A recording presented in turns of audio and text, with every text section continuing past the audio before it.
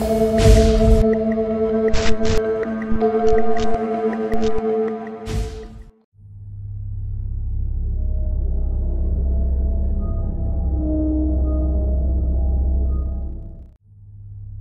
Bondan mengalami sebuah kejadian horor yang tak pernah ia lupakan, sebuah pengalaman yang begitu membekas dalam ingatannya. Kejadian ini terjadi saat ia menginap di rumah salah satu kawan kerjanya. Waktu itu, tahun 2015, dan kenangan akan malam itu masih terasa begitu nyata baginya. Pada masa itu Mas Bondan bekerja di sebuah perusahaan kecil yang bisa dikatakan berskala rumahan, namun jumlah karyawannya cukup banyak, sekitar 20 orang. Perusahaan ini memiliki pegawai dari berbagai daerah, termasuk dirinya yang berasal dari luar kota. Mas Bondan sendiri bukan penduduk asli tempatnya bekerja. Ia berasal dari Pekalongan, sementara pekerjaan yang ia jalani kala itu berada di Purwokerto. Keputusannya untuk bekerja di sana berawal dari informasi yang didapatnya dari seorang saudara. Kebetulan, di Purwokerto, ia memiliki seorang paman yang kemudian menawarkan pekerjaan tersebut kepadanya. Saat itu pamannya bertanya apakah ia tertarik untuk bekerja di tempat tersebut. Mas Bondan sempat bertanya mengenai jenis pekerjaan yang ditawarkan, dan setelah mendapatkan penjelasan ia memutuskan untuk mencobanya. Pamannya pun meminta agar ia segera datang ke Purwokerto untuk mulai bekerja. Perjalanan dari Pekalongan ke Purwokerto ia tempuh dengan harapan bisa mendapatkan penghidupan yang lebih baik. Setibanya di sana ia bertemu dengan pemilik perusahaan yang ternyata memiliki hubungan baik dengan pamannya. Hal itu membuat proses penerimaannya sebagai karyawan menjadi lebih mudah, dan akhirnya ia resmi bekerja di tempat tersebut. Pada awal-awal bekerja, ia masih dalam tahap beradaptasi dan mengenal orang-orang di sekitarnya. Dari sekian banyak karyawan, ia hanya akrab dengan beberapa orang saja. Di antara mereka ada 2 orang yang paling dekat dengannya, yakni Hanung dan Arya. Hanung adalah pribadi yang ceria dan kocak, seseorang yang mampu mencairkan suasana dengan kepribadiannya yang santai. Sementara Arya juga tak kalah asik diajak berteman. Keduanya menjadi teman yang paling nyambung dengan Mas Bondan dibanding karyawan lain, yang sebagian besar usianya terpaut cukup jauh, sekitar 10 tahun lebih tua darinya. Meski ada beberapa karyawan lain yang seusia dengannya, namun rasanya tidak ada kecocokan. Selera mereka berbeda, sehingga hubungan pertemanan hanya sebatas interaksi saat bekerja saja tanpa ada kedekatan lebih lanjut. Dengan Hanung dan Arya, ia lebih sering menghabiskan waktu bersama, seperti makan siang bareng, merokok di sela istirahat, atau sekadar nongkrong selepas bekerja. Hingga suatu hari, setelah bekerja selama kurang lebih 2 minggu, Mas Bondan merasa penasaran dengan rumah teman-temannya. Selama ini mereka hanya bercerita tentang daerah tempat tinggal masing-masing, namun belum pernah mengajak berkunjung.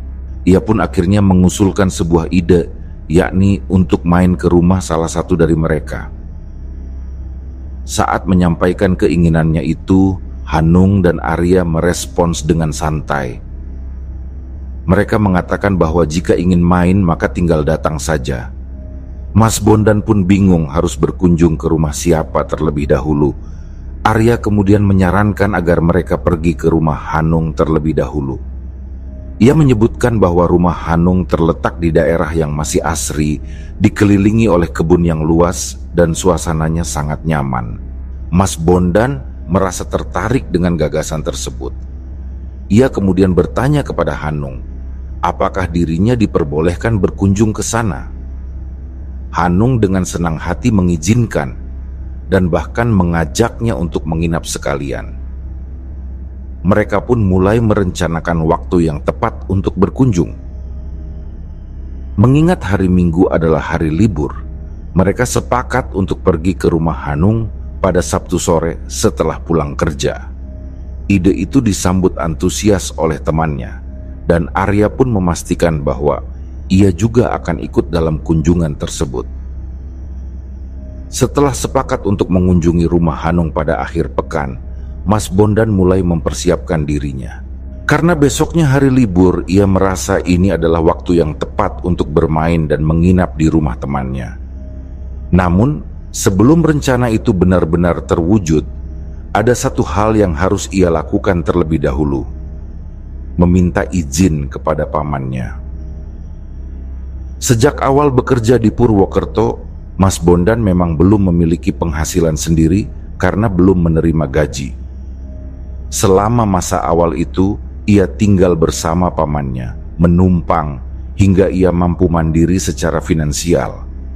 Oleh karena itu, setiap kali ingin bepergian, ia merasa perlu memberitahu dan meminta izin terlebih dahulu. Pada pagi hari sebelum berangkat kerja, Mas Bondan menyampaikan rencananya kepada pamannya.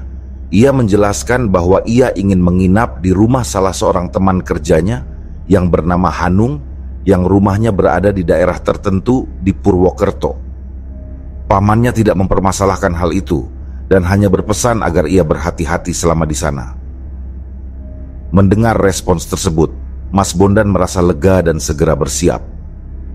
Ia menyiapkan pakaian dan barang-barang yang sekiranya diperlukan untuk menginap. Semangatnya begitu besar karena ini adalah pertama kalinya ia akan bermalam di rumah seseorang selain keluarganya sendiri. Hari itu pun berlalu dengan cepat. Sabtu pagi tiba dan suasana di tempat kerja terasa berbeda dari biasanya. Tidak seperti hari-hari sebelumnya, di mana ia hanya fokus pada pekerjaan. Hari ini ia merasakan semangat yang berbeda. Ia sudah menantikan momen sore nanti di mana ia akan pergi ke rumah Hanung bersama Arya. Sepanjang hari, ia terus membayangkan bagaimana suasana rumah temannya itu. Di tempat kerja, Arya dan Hanung juga tampak sudah bersiap. Arya membawa motornya sendiri, begitu pula dengan Hanung. Sementara itu, Mas Bondan belum memiliki kendaraan pribadi, sehingga selama ini ia selalu diantar oleh pamannya ke tempat kerja. Kebetulan, rute perjalanan menuju tempat kerja memang sejalur dengan pamannya, sehingga ia tidak mengalami kesulitan dalam hal transportasi. Saat pulang, kadang ia dijemput oleh pamannya, namun ada kalanya ia harus pulang sendiri menggunakan angkutan umum atau berjalan kaki hingga mencapai jalan utama. Saat matahari mulai condong ke barat, tibalah waktu yang dinanti-nanti. Hari Sabtu di tempat kerja biasanya berakhir lebih cepat dibanding hari biasa, sekitar pukul 3 sore. Begitu waktu menunjukkan pukul 2:30, suasana kantor mulai sibuk dengan aktivitas beres-beres. Para karyawan bersiap untuk pulang lebih awal, dan Mas Bondan pun tidak ketinggalan. Begitu pekerjaannya selesai, ia segera bergabung dengan Hanung dan Arya untuk memulai perjalanan ke rumah Hanung. Ketiganya akhirnya berangkat. Hanung menawarkan diri untuk membonceng Mas Bondan dengan motornya, sementara Arya mengikuti di belakang dengan motornya sendiri. Perjalanan menuju rumah Hanung pun dimulai. Mas Bondan menikmati perjalanan itu dengan penuh antusiasme. Sambil duduk di boncengan motor, ia berusaha menghafalkan jalur yang mereka lalui. Ia memperhatikan setiap persimpangan, jalan kecil, dan tanda-tanda yang mungkin bisa ia ingat jika suatu saat ia ingin pergi ke sana sendiri. Setelah beberapa saat menempuh perjalanan, akhirnya mereka sampai di kampung tempat Hanung tinggal. Begitu memasuki gerbang desa, Mas Bondan langsung menyadari betapa asrinya daerah itu.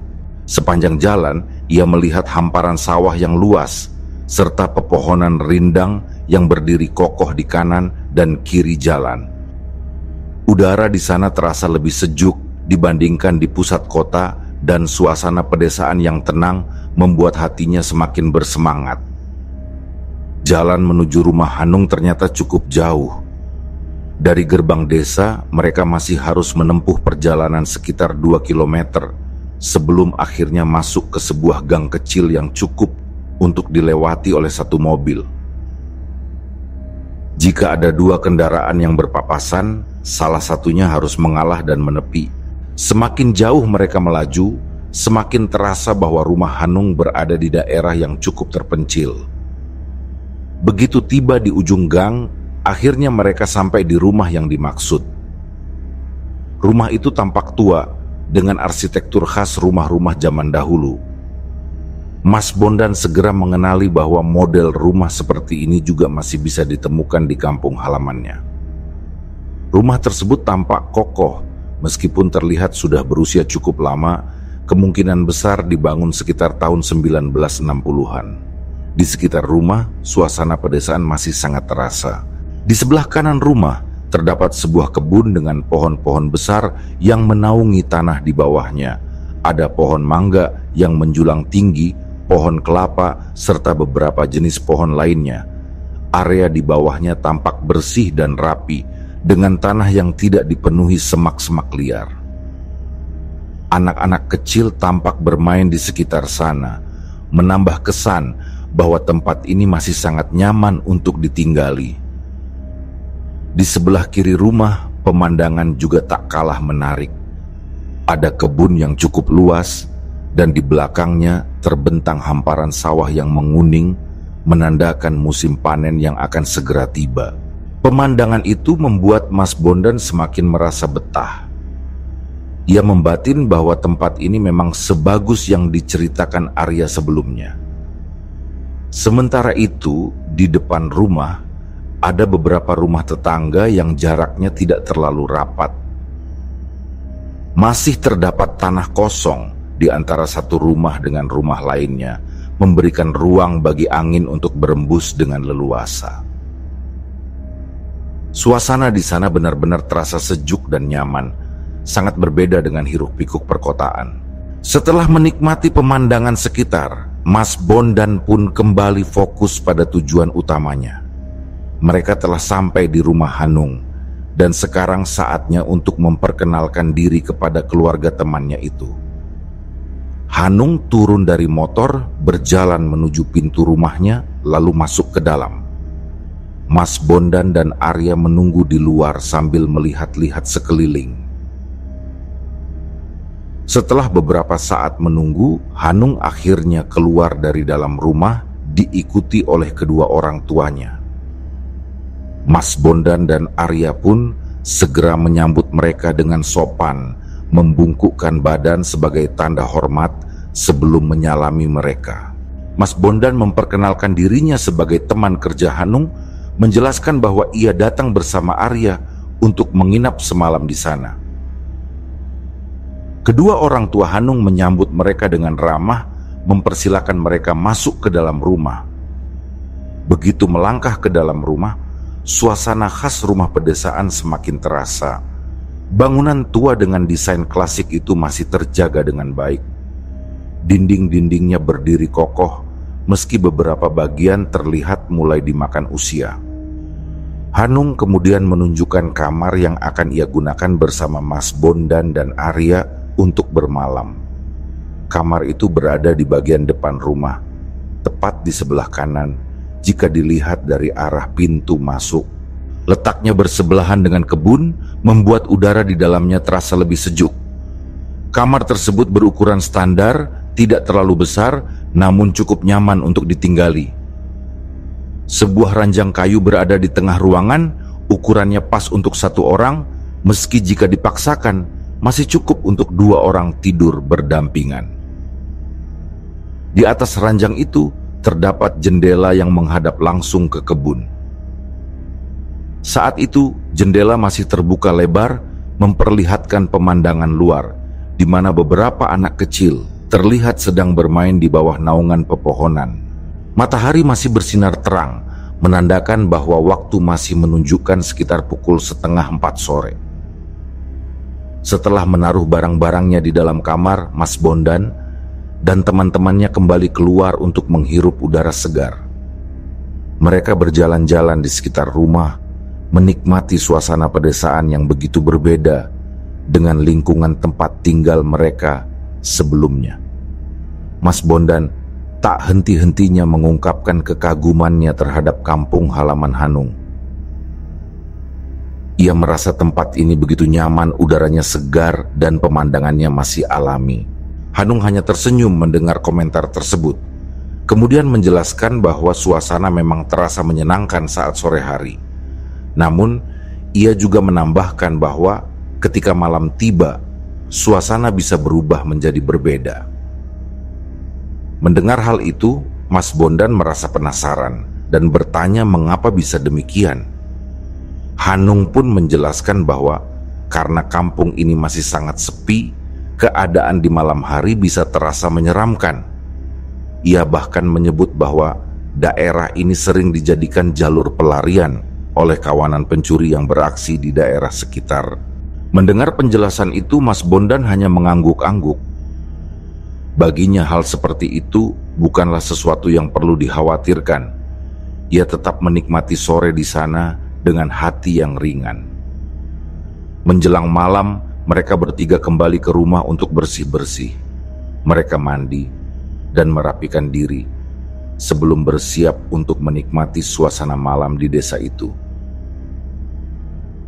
Begitu malam tiba, suasana semakin terasa nyaman bagi Mas Bondan.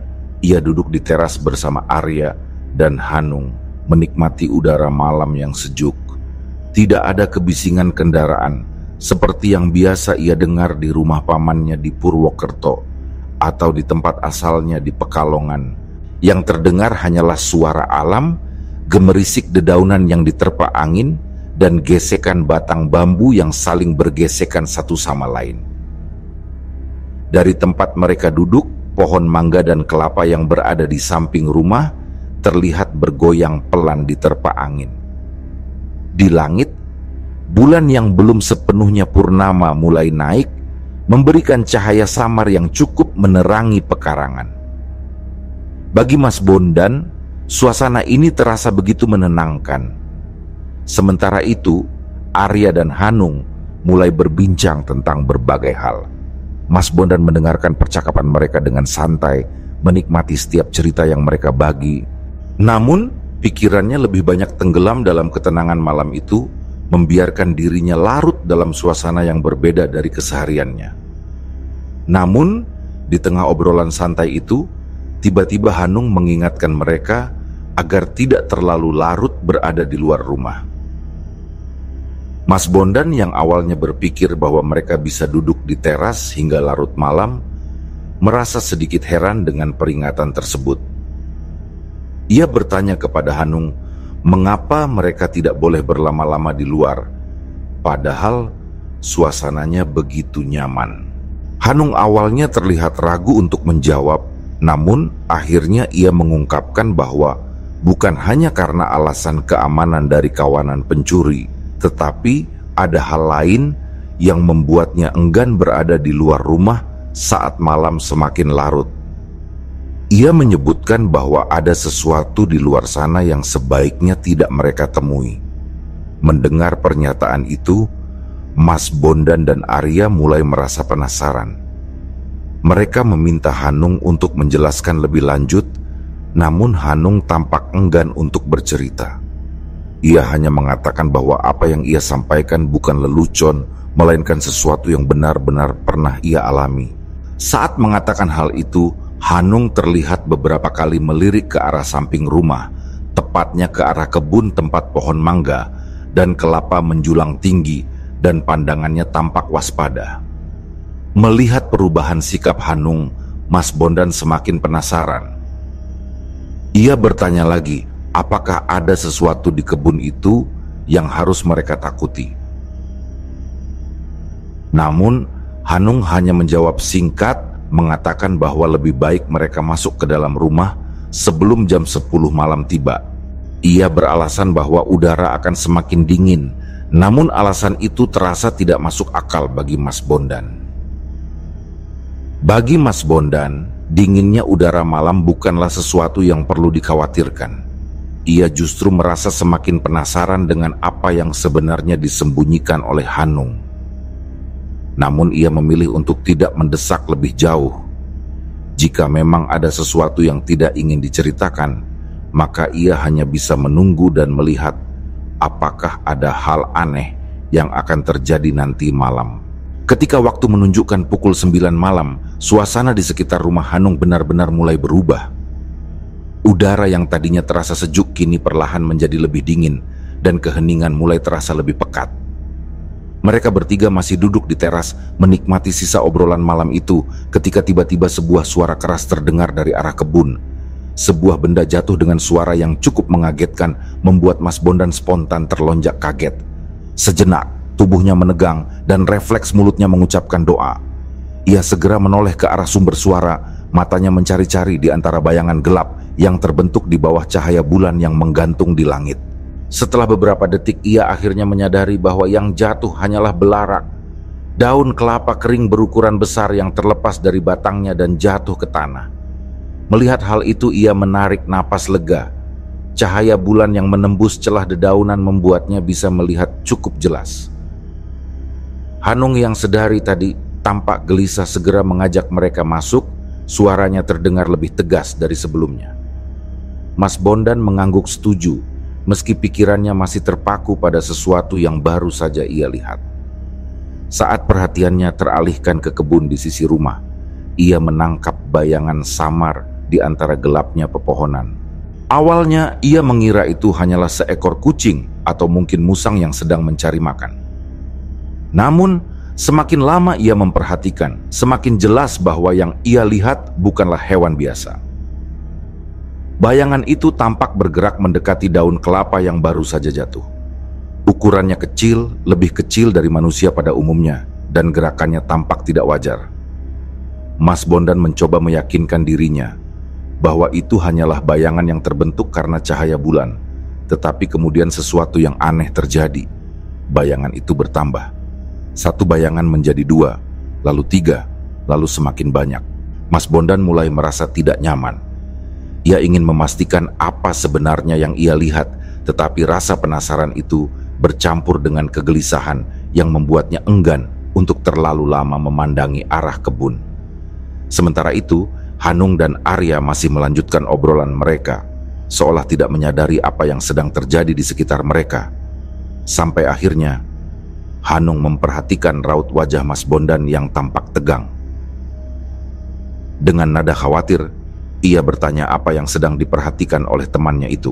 Mas Bondan yang masih berusaha memahami apa yang baru saja ia lihat, menjawab dengan ragu bahwa ia merasa melihat sesuatu bergerak di kebun. Ia menggambarkan sosok kecil yang berjalan merangkak di antara rerumputan. Mendengar itu, Hanung terdiam sesaat. Tatapannya berubah sedikit serius sebelum akhirnya ia kembali mengajak mereka untuk segera masuk ke dalam rumah. Kali ini, ajakannya terdengar lebih mendesak. Arya yang awalnya tidak terlalu memperhatikan, akhirnya mulai menyadari bahwa ada sesuatu yang membuat Hanung tidak nyaman. Tanpa banyak bertanya, mereka bertiga pun segera membereskan gelas-gelas minuman mereka, melipat tikar, dan membawa semuanya masuk ke dalam rumah. Begitu mereka berada di dalam, mereka langsung menuju kamar Hanung yang terletak di bagian depan rumah. Hanung menutup dan mengunci pintu dengan gerakan cepat, lalu memastikan jendela tetap tertutup rapat. Mas Bondan, yang sejak tadi merasa ada sesuatu yang tidak beres, akhirnya tidak bisa menahan rasa penasarannya dan kembali bertanya kepada Hanung tentang apa yang sebenarnya sedang terjadi. Namun, Hanung hanya menjawab singkat bahwa tidak ada yang perlu dikhawatirkan. Ia berusaha mengalihkan pembicaraan dengan mengatakan bahwa semua baik-baik saja dan mereka hanya perlu beristirahat. Begitu mereka berada di dalam, mereka langsung menuju kamar Hanung yang terletak di bagian depan rumah.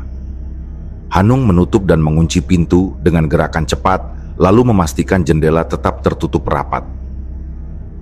Mas Bondan, yang sejak tadi merasa ada sesuatu yang tidak beres, akhirnya tidak bisa menahan rasa penasarannya dan kembali bertanya kepada Hanung tentang apa yang sebenarnya sedang terjadi. Namun Hanung hanya menjawab singkat bahwa tidak ada yang perlu dikhawatirkan. Ia berusaha mengalihkan pembicaraan dengan mengatakan bahwa semua baik-baik saja dan mereka hanya perlu beristirahat. Jawaban itu jelas tidak memuaskan Mas Bondan, tetapi ia memilih untuk tidak mendesak lebih jauh. Setelah beberapa saat berada di dalam kamar, mereka mulai menyadari sesuatu yang aneh. Meskipun di luar udara terasa dingin, di dalam kamar justru terasa gerah dan pengap. Mas Bondan bahkan mulai merasa tidak nyaman dengan suhu ruangan yang semakin meningkat. Ia pun akhirnya mengungkapkan perasaannya kepada Hanung, mengatakan bahwa udara di dalam kamar terasa begitu berbeda dari udara luar. Hanung hanya menjawab bahwa hal itu wajar karena kamar mereka tertutup rapat. Ia beralasan bahwa jika jendela dibuka, nyamuk akan masuk dan mengganggu tidur mereka. Namun Mas Bondan tetap merasa ada yang janggal. Gerah yang ia rasakan bukanlah gerah biasa.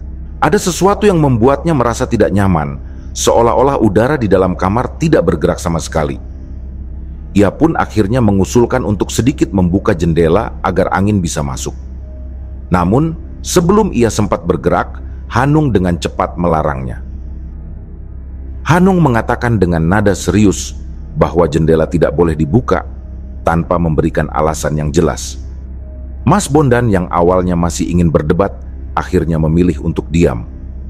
Bagaimanapun juga, ia hanyalah tamu di rumah ini. Ia mencoba untuk menenangkan dirinya dan meyakinkan bahwa mungkin Hanung memang punya alasan tersendiri yang tidak ingin ia jelaskan. Perlahan, ia mulai mencoba menyesuaikan diri dengan suhu kamar yang terasa tidak nyaman. Butuh beberapa saat, tetapi akhirnya tubuhnya mulai beradaptasi dan rasa gerah itu perlahan-lahan mulai menghilang. Akan tetapi, meskipun perlahan tubuhnya mulai menyesuaikan dengan suhu di dalam kamar, Mas Bondan tetap merasa ada sesuatu yang tidak nyaman. Ia merasa sedikit kecewa. Tujuan awalnya datang ke rumah Hanung adalah untuk menikmati suasana pedesaan yang tenang dan alami, menghirup udara segar, dan merasakan atmosfer berbeda dari tempat tinggalnya, yang biasa dipenuhi dengan kebisingan kota. Namun, yang terjadi justru sebaliknya. Ia malah terjebak di dalam kamar tanpa bisa menikmati suasana luar rumah lebih lama. Rasa kecewa itu ia pendam dalam diam. Ia tidak ingin mengungkapkannya secara terang-terangan, meskipun dalam hatinya ia merasa sedikit kesal. Ia tetap duduk di dalam kamar, menyalakan sebatang rokok untuk sedikit meredakan kegelisahannya. Asap rokok perlahan memenuhi udara kamar yang tertutup rapat itu. Hanung yang duduk di dekatnya juga melakukan hal yang sama. Hanya Arya yang terlihat berbeda, seolah sedang memikirkan sesuatu. Setelah beberapa saat, Arya akhirnya memecah keheningan. Dengan nada yang sedikit ragu, ia memanggil nama Mas Bondan, seolah ingin mengatakan sesuatu yang penting. Mas Bondan menoleh, menatap temannya itu dengan penuh perhatian. Arya kemudian meminta maaf, meski belum menjelaskan alasannya secara langsung. Mas Bondan mengernyitkan dahi, merasa heran dengan permintaan maaf tersebut. Ia bertanya apa yang sebenarnya terjadi, tetapi Arya masih terlihat ragu. Ia melirik Hanung, seolah meminta izin untuk berbicara. Hanung, yang sejak tadi lebih banyak diam hanya mengangguk kecil, memberikan tanda bahwa Arya boleh menjelaskan semuanya. Arya akhirnya mulai bercerita. Ia mengatakan bahwa mungkin Hanung merasa tidak enak untuk mengatakan hal yang sebenarnya kepada Mas Bondan, sehingga ia yang akhirnya mengambil alih untuk menjelaskan. Ia mulai dengan menjelaskan bahwa ia sudah lama mengenal Hanung dan telah berkali-kali berkunjung ke rumah ini. Hubungan mereka sudah terjalin cukup lama, sekitar 4 hingga 5 tahun.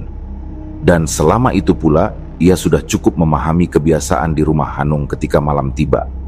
Apa yang dilakukan Hanung, seperti melarang mereka untuk terlalu lama berada di luar rumah pada malam hari dan melarang jendela kamar untuk dibuka, bukanlah tanpa alasan.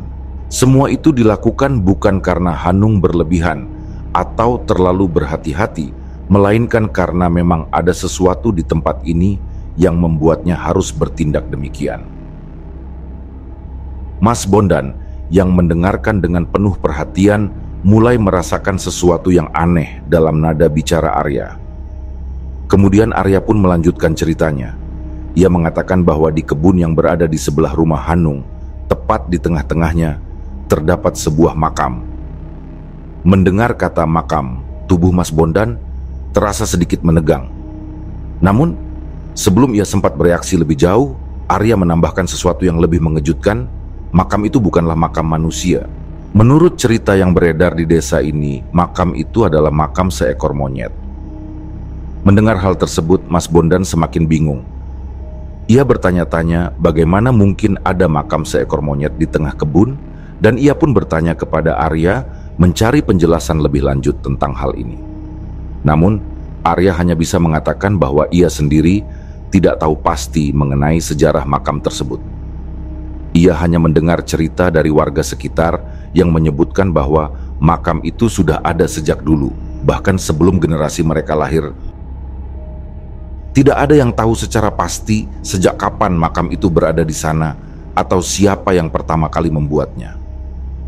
Arya akhirnya menyerahkan cerita ini kepada Hanung yang dianggap lebih memahami kisah di balik keberadaan makam misterius tersebut. Hanung yang sedari tadi lebih banyak diam akhirnya mengambil alih pembicaraan. Dengan nada yang lebih hati-hati, ia mulai menjelaskan bahwa makam itu bukan makam biasa. Meskipun disebut sebagai makam monyet, ukuran makam itu tidak kecil seperti yang dibayangkan.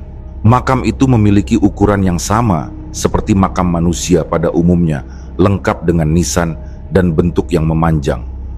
Itu yang membuat banyak orang bertanya-tanya, apakah benar itu makam seekor monyet atau ada sesuatu yang lebih besar di balik cerita ini? Hanung melanjutkan ceritanya. Dahulu di desa ini tidak pernah ada monyet. Tidak seperti beberapa daerah lain yang dihuni oleh kawanan monyet liar, desa ini benar-benar tidak memiliki populasi monyet sama sekali. Namun, suatu hari, warga menemukan seekor monyet besar yang tiba-tiba muncul di atas salah satu pohon di kebun tersebut.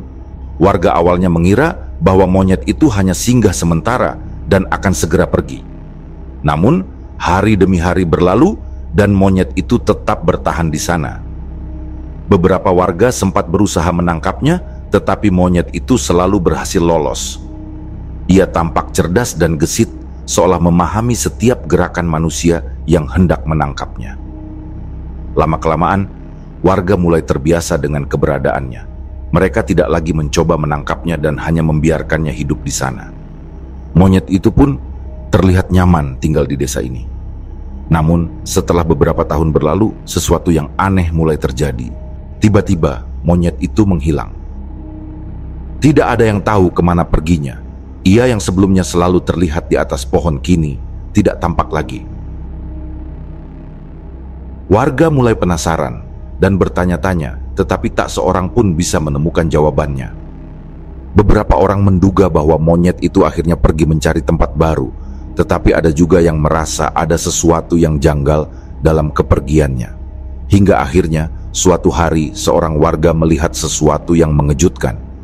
Di atas salah satu pohon kelapa di kebun itu, monyet besar yang selama ini menghilang, tiba-tiba kembali muncul. Kabar itu dengan cepat menyebar ke seluruh desa.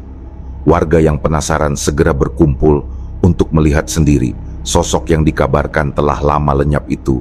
Ketika mereka sampai di kebun, mata mereka segera tertuju pada sesuatu di puncak pohon kelapa. Di sana berdiri seekor monyet yang ukurannya jauh dari normal. Tubuhnya tidak seperti monyet biasa, besarnya setara dengan manusia dewasa, bahkan lebih gemuk dan berisi. Beberapa warga yang melihatnya langsung merasa ragu. Mereka bertanya-tanya apakah itu benar-benar seekor monyet atau justru sesuatu yang lain. Hal yang membuat mereka semakin yakin bahwa ini adalah monyet, adalah ekornya. Tidak seperti kera besar seperti orang utan, simpanse, atau gorila yang tidak memiliki ekor panjang. Makhluk ini justru memiliki ekor yang menjuntai hingga hampir menyentuh dahan tempat ia berpijak. Namun melihat ukurannya yang tidak wajar, beberapa orang mulai meragukan apakah ini benar-benar hanya seekor monyet biasa atau makhluk lain yang lebih menyeramkan. Keberadaan monyet besar itu mulai membuat warga merasa resah. Kekhawatiran mulai menyebar di antara mereka. Tidak ada yang tahu dari mana asalnya dan mengapa ia kembali setelah sekian lama menghilang. Beberapa orang mulai berpikir bahwa monyet itu bisa menjadi ancaman, apalagi dengan ukurannya yang begitu besar. Akhirnya, mereka sepakat untuk menyingkirkannya. Salah satu warga mengusulkan agar pohon kelapa tempat monyet itu bertengger ditebang dengan harapan bahwa makhluk itu akan turun dengan sendirinya. Mereka segera mengambil alat-alat seperti kapak dan gergaji, lalu mulai menebang batang pohon tersebut. Namun, yang terjadi justru semakin membuat bulu kuduk mereka merinding. Saat pohon kelapa mulai bergoyang dan retakan di batangnya semakin besar, monyet itu tetap diam. Ia tidak berusaha melompat ke pohon lain atau kabur seperti yang biasa dilakukan monyet pada umumnya. Ia hanya duduk di atas dahan tanpa ekspresi, seolah tidak terpengaruh oleh apa yang sedang terjadi, hingga akhirnya pohon itu roboh. Tubuh besar itu pun terjatuh menghantam tanah. Beberapa warga mundur beberapa langkah, bersiap jika monyet itu melawan atau berusaha melarikan diri. Namun, yang mereka lihat justru lebih mengerikan. Monyet itu tidak bergerak. Ia hanya diam, tidak berusaha kabur, tidak melawan. Namun, ketika beberapa warga mendekatinya untuk memastikan keadaannya, monyet itu tiba-tiba bangkit dan menyerang. Kekacauan pun terjadi. Warga yang sebelumnya hanya ingin mengusirnya berubah menjadi marah. Mereka memukuli monyet itu dengan kayu, batu, dan alat-alat yang mereka bawa. Monyet itu berusaha melawan, mencakar, dan menggigit siapapun yang berani mendekat. Namun, jumlah warga yang begitu banyak membuatnya tak berdaya. Pertarungan itu berlangsung lama, hingga akhirnya makhluk besar itu tewas di sana, tergeletak dengan kondisi yang mengenaskan di tengah kebun. Tidak ada yang tahu harus berbuat apa setelah itu. Beberapa warga merasa puas karena ancaman itu telah dihilangkan, sementara yang lain justru merasa ada sesuatu yang salah dengan semua ini. Pada akhirnya, mereka sepakat untuk menguburkan monyet itu di kebun, di tempat di mana ia tewas. Mereka menggali lubang yang cukup besar, lalu menutupinya dengan tanah. Sejak saat itu, makam itu berdiri di sana, menjadi satu-satunya bukti dari kejadian aneh yang pernah terjadi di desa itu. Mas Bondan yang mendengar cerita itu hanya bisa terdiam. Ia mencoba membayangkan bagaimana rupa monyet itu, betapa besar tubuhnya, dan bagaimana situasi mencekam saat warga berusaha menaklukkannya. Namun, meskipun cerita itu terdengar menyeramkan, ada satu hal yang masih belum ia pahami. Ia akhirnya kembali bertanya, jika semua ini hanya tentang seekor monyet yang telah mati bertahun-tahun lalu apa hubungannya dengan larangan untuk tetap berada di luar rumah saat malam tiba? Hanung yang mendengar pertanyaan itu hanya menarik napas pelan sebelum akhirnya menjawab. Warga di desa ini, katanya, percaya bahwa monyet itu masih ada. Bukan dalam bentuk fisik, tetapi dalam bentuk lain, sebuah sosok gaib yang masih berkeliaran di sekitar kebun menjaga makamnya sendiri. Mas Bondan mulai merasa ada sesuatu yang salah dengan semua ini. Ia mulai mengingat kejadian tadi malam, suara benda jatuh di kebun, bayangan-bayangan kecil yang ia lihat, yang awalnya ia kira hanya sekumpulan kucing atau hewan liar lainnya. Namun Hanung menggeleng, apa yang Mas Bondan lihat bukanlah kucing. Itu adalah monyet-monyet kecil. Mas Bondan merasakan bulu kuduknya meremang. Ia menatap Hanung mencari kepastian dalam kata-katanya. Hanung kemudian melanjutkan ceritanya, mengatakan bahwa kejadian semacam ini bukanlah sesuatu yang baru. Ia sendiri bersama keluarganya pernah mengalami hal yang serupa. Suatu malam mereka masih duduk di teras rumah, mengobrol hingga larut. Saat itu, suasana tidak jauh berbeda dengan malam ini. Udara dingin, langit diterangi bulan yang belum penuh, dan suara angin yang berhembus di antara pepohonan terdengar begitu jelas. Tiba-tiba, sesuatu jatuh di kebun. Awalnya mereka mengira itu hanyalah dahan pohon yang patah, tetapi kemudian mereka mulai melihat bayangan-bayangan kecil yang bergerak di antara rerumputan. Mereka berpikir bahwa itu hanya sekumpulan monyet liar yang mencari makan, tetapi sebelum mereka sempat memastikan, sesuatu yang lebih besar muncul. Dari arah kebun, sesosok makhluk muncul perlahan. Bentuknya menyerupai monyet, tetapi ada sesuatu yang membuatnya berbeda. Ukurannya jauh lebih besar daripada monyet biasa, bahkan lebih besar daripada manusia. Rambutnya panjang dan berwarna hitam pekat, tidak seperti monyet lokal yang biasanya berwarna kecoklatan atau abu-abu. Namun, yang paling menakutkan adalah matanya. Mata itu tidak seperti mata hewan biasa. Tatapannya begitu dalam, seolah memiliki kesadaran yang tidak seharusnya dimiliki oleh seekor binatang. Saat sosok itu mulai berjalan mendekati mereka, tubuh mereka terasa kaku. Mereka hanya bisa terpaku di tempat, merasakan ketakutan yang tidak bisa dijelaskan dengan kata-kata. Hingga akhirnya mereka semua berlari masuk ke dalam rumah. Kemudian Hanung melanjutkan ceritanya dengan nada yang lebih serius. Ia menjelaskan bahwa setelah peristiwa mengerikan itu, selama beberapa bulan ia dan keluarganya tidak berani keluar rumah saat malam tiba.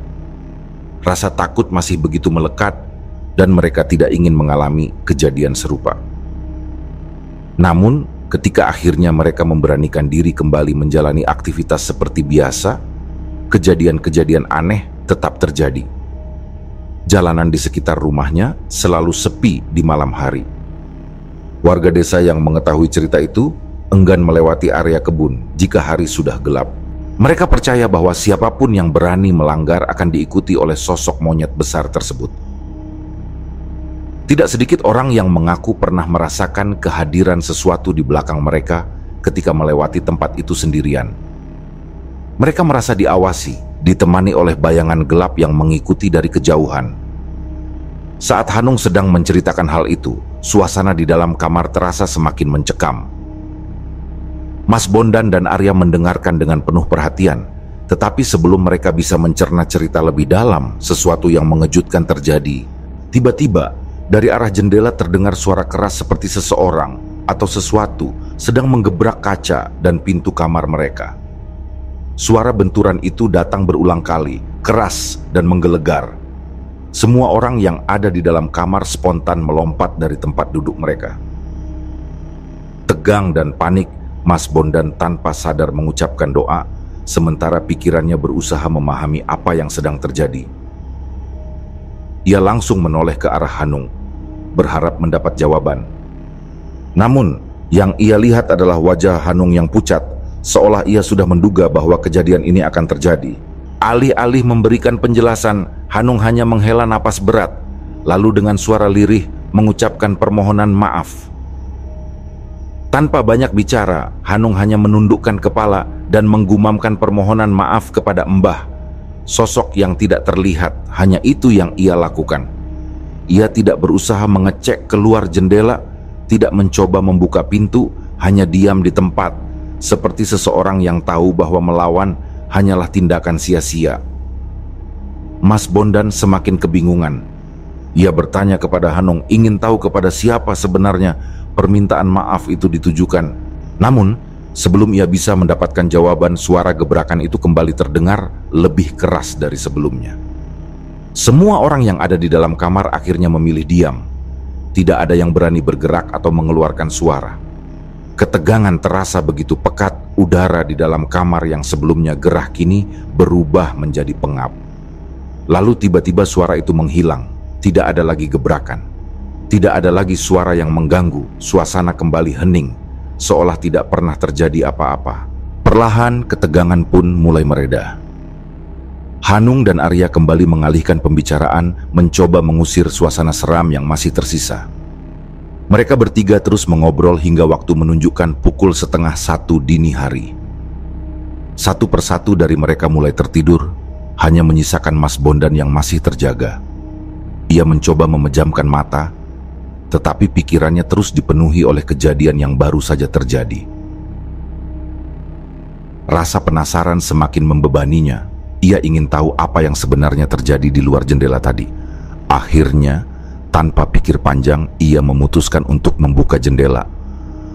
Baginya, kamar yang tertutup rapat terasa terlalu pengap.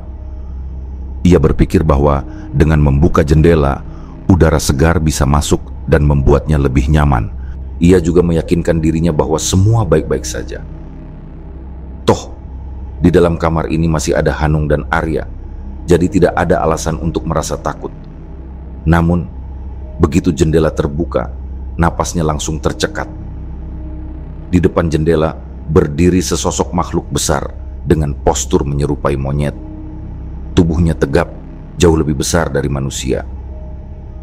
Bulunya hitam pekat, membuat wajahnya hampir tidak terlihat dalam kegelapan. Namun, meskipun tidak bisa melihat dengan jelas, Mas Bondan tahu bahwa sosok itu sedang menatapnya. Tangannya gemetar. Ia ingin segera menutup jendela, tetapi rasa takut membuatnya sulit bergerak. Tiba-tiba tubuhnya seperti membeku, seolah ditarik ke dalam pusaran ketakutan yang tidak bisa dijelaskan. Saat itu juga suara gaduh kembali terdengar. Hanung yang terbangun dari tidurnya langsung menyadari apa yang terjadi. Dengan panik, ia segera menghampiri jendela dan menutupnya dengan keras. Mas Bondan terengah-engah. Tubuhnya lemas, keringat dingin membasahi dahinya. Ia meminta maaf kepada Hanung, mengakui bahwa ia seharusnya tidak membuka jendela. Hanung hanya menggeleng, masih terlihat kesal dengan apa yang baru saja terjadi. Keributan itu akhirnya membangunkan seluruh penghuni rumah. Orang tua Hanung datang ke kamar dengan wajah khawatir. Mereka segera berusaha menenangkan suasana. Ayah Hanung kemudian menepuk bahu Mas Bondan, mencoba meyakinkannya bahwa semuanya sudah berlalu. Ia berkata bahwa kejadian seperti ini memang sering terjadi, dan sebagai tamu, Mas Bondan mungkin hanya merasa penasaran. Namun, ia juga bertanya apakah kini Mas Bondan percaya dengan cerita yang telah diceritakan sebelumnya. Mas Bondan yang masih terengah-engah hanya bisa mengangguk lemah. Ia kini benar-benar percaya. Ia telah melihatnya sendiri. Malam itu pun akhirnya berlalu. Setelah suasana kembali tenang, mereka semua kembali ke tempat tidur masing-masing, meskipun tidur yang mereka dapatkan terasa begitu singkat dan penuh ketidaknyamanan. Keesokan paginya, rasa penasaran masih menyelimuti hati Mas Bondan. Meskipun semalam ia sudah mengalami kejadian menyeramkan, ia tetap ingin melihat makam yang diceritakan oleh Hanung. Maka pagi itu, ia pun diajak oleh Hanung dan Arya menuju kebun tempat makam tersebut berada. Ketika mereka sampai di sana, Mas Bondan tertegun. Makam itu memang benar-benar ada. Ukurannya tidak berbeda dengan makam manusia pada umumnya, lengkap dengan nisan di salah satu ujungnya. Namun, ada sesuatu yang membuatnya berbeda.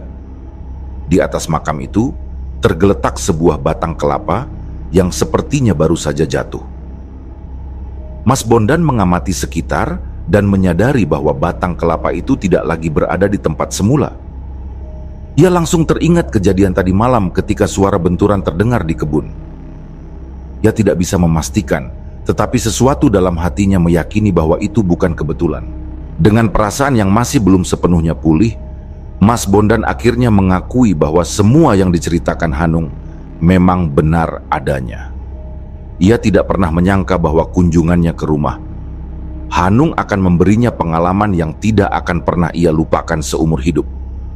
Siang itu, setelah puas melihat makam dan berbicara dengan Hanung serta Arya, Mas Bondan pun kembali ke rumah pamannya. Ia membawa cerita yang tidak hanya menyeramkan, tetapi juga meninggalkan bekas mendalam di dalam dirinya. Demikianlah kisah yang kami bawakan ini. Semoga kisah ini dapat menghibur teman-teman semua dan diharapkan cerita ini bisa bermanfaat. Baiklah, terima kasih untuk teman-teman yang telah mendengarkan cerita ini dan juga yang telah mendukung channel ini. Semoga kebaikan yang dilakukan teman-teman dibalas oleh Allah Subhanahu wa Ta'ala dengan hal-hal yang lebih baik dan lebih bermanfaat dalam kehidupan. Saya mohon maaf apabila ada kesalahan dalam perkataan ataupun pengucapan dalam menceritakan kisah ini. Sampai jumpa lagi di kisah kami berikutnya. Semoga sehat dan sukses selalu untuk kita semua.